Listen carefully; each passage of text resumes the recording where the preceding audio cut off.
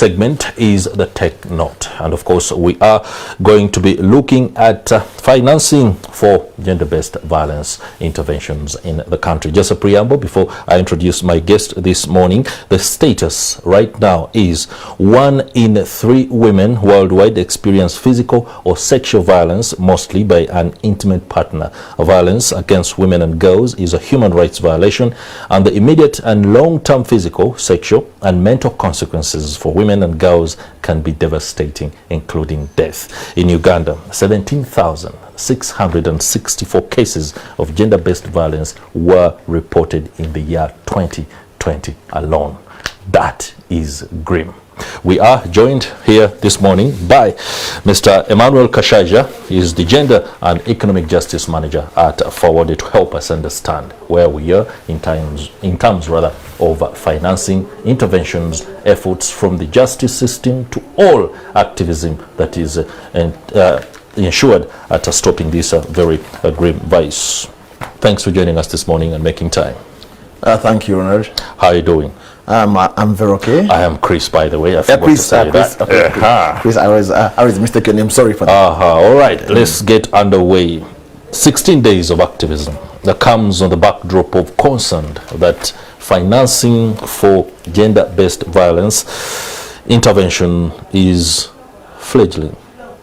I do not know where we are in terms of the state of affairs. You are working with Forward. Please take us through.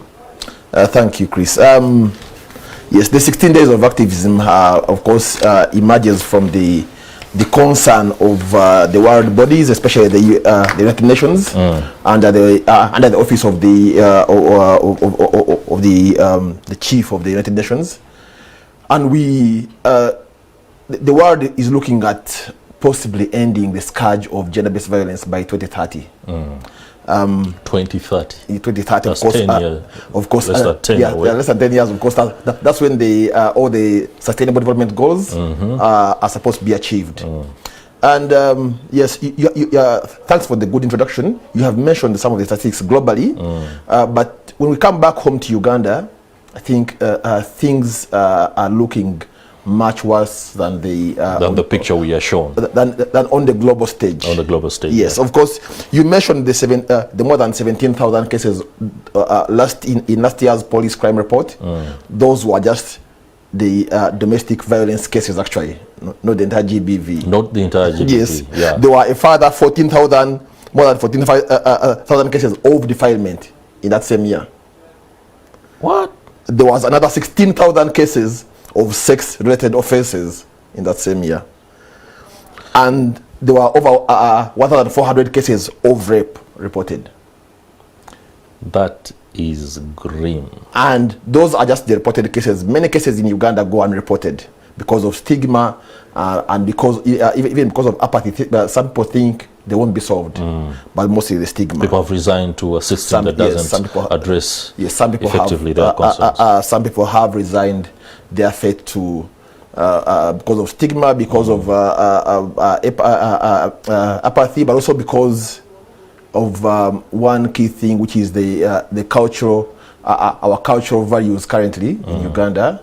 We have most of our societies are dominated by if I can call it negative cultural practices. Negative cultural practices. And discriminatory cultural practices that discriminate against women and girls and put them in a place where they feel they are less human.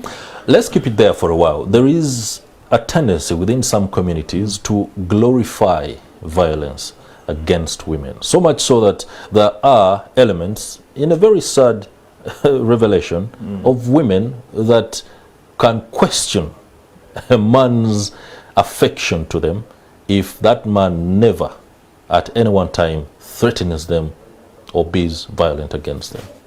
Yes, yes, Chris, those elements exist in our culture, and when I say our culture, is that culture is dynamic. Yeah.